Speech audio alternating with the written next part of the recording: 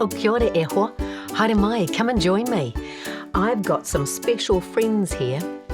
They're friends that I've made. Maybe you've made friends like this before. Painted faces on stones or made sock puppets.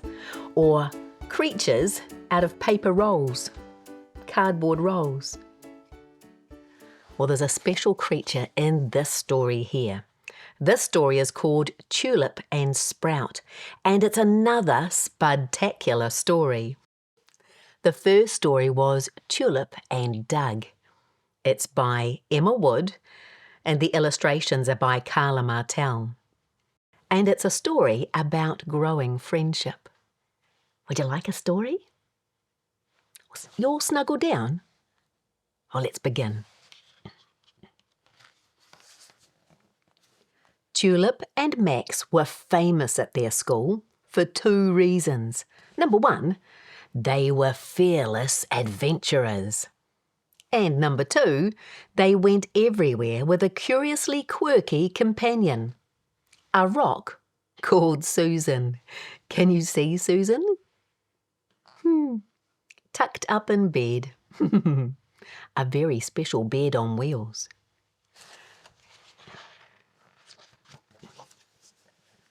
Tulip, Max and Susan loved creating coded messages, unearthing precious treasures and practicing their hide-and-seek skills on Tunnel Mountain. Susan was excellent at hiding. Can you see where she's hiding? She's hard to find. She's somewhere in amongst all these stones. Did you see her?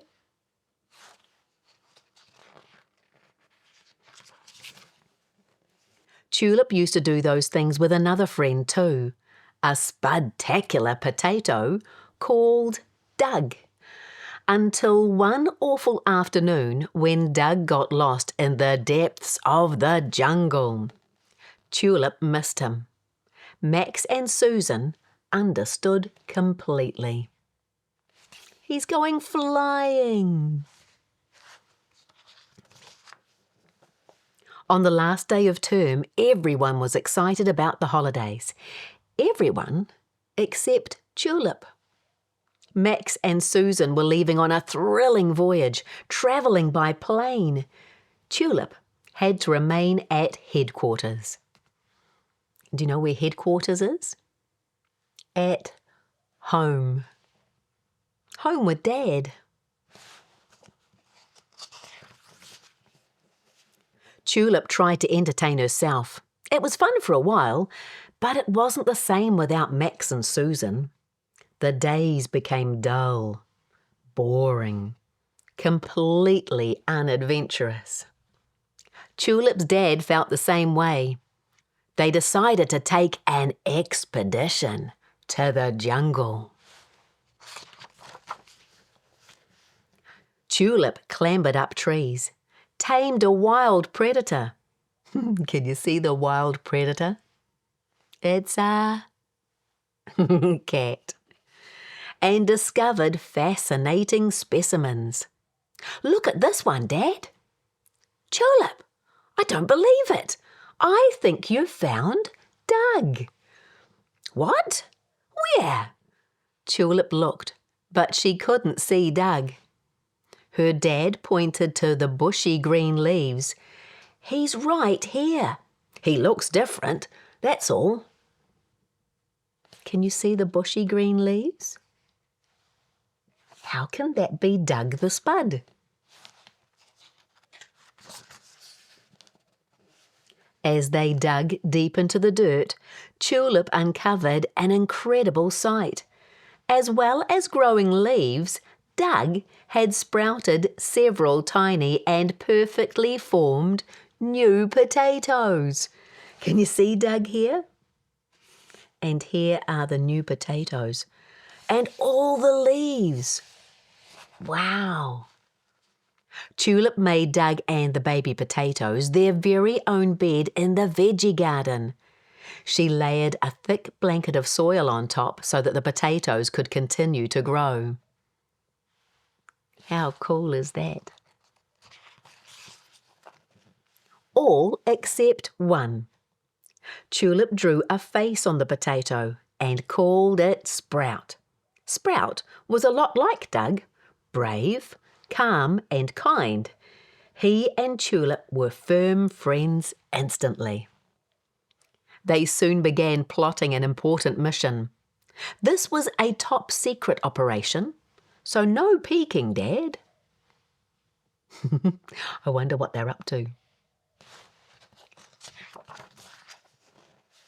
When Max and Susan returned home, they had wonderful tales to tell, all about their trip overseas.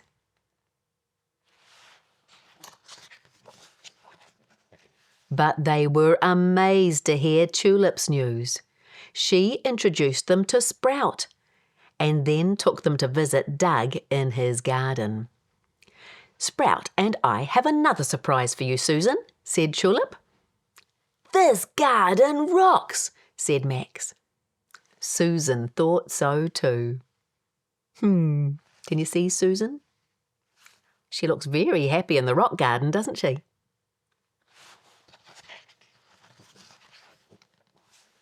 At dinner time, Tulip's dad had a surprise of his own.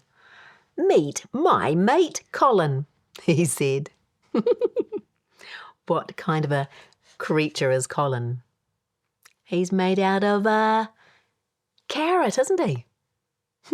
Colin the carrot.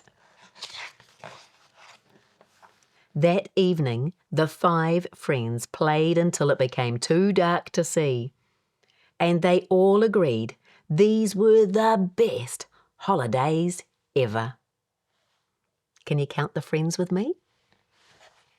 1. And Sprout here, 2.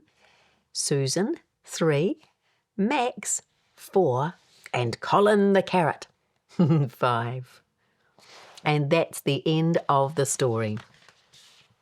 What a cool story. Tulip and Sprout.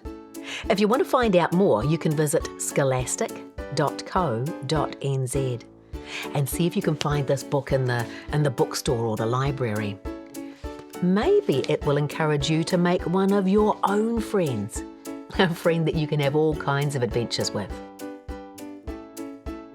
But whatever you do, come back and visit me.